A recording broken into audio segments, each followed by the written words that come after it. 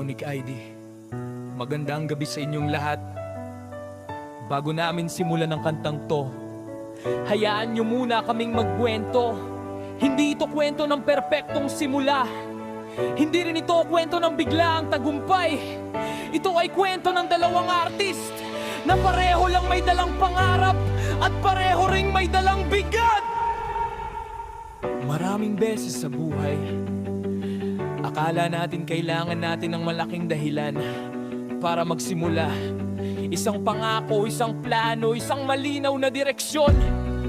Pero minsan, ang simula pala, isang kanta lang.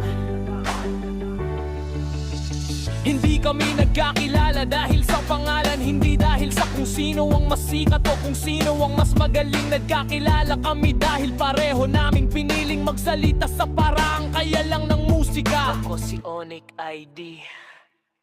At marami na rin akong sinulat na kanta, mga kwento ng sakit, pag-ibig, pagkatalo, at muling pagbangon. At sa bawat kantang yon, isang bagay ang malinaw. Kapag hindi mo na kayang ipaliwanag ang nararamdaman mo, musika ang huling takbuhan. Hanggang isang araw, may isang boses na dumating.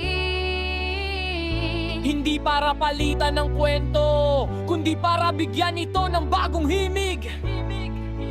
Onic IE. Si Clarice ay hindi dumating para gawing mas madali ang lahat. Dumating siya para gawing mas totoo. Sa bawat nota niya may katahimikan, sa bawat himig may respeto sa kwento.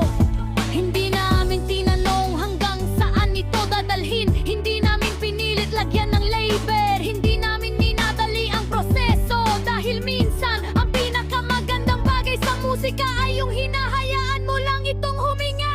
Onic ID.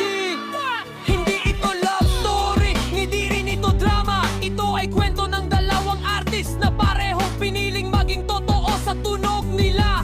Dalawang boses, isang direksyon, isang rap na may bigat, Isang proses na may linis, at sa pagitan noon may musikang nagtagpo. maraming relasyon ang nagsisimula sa pangako, pero kami nagsimula sa kanta.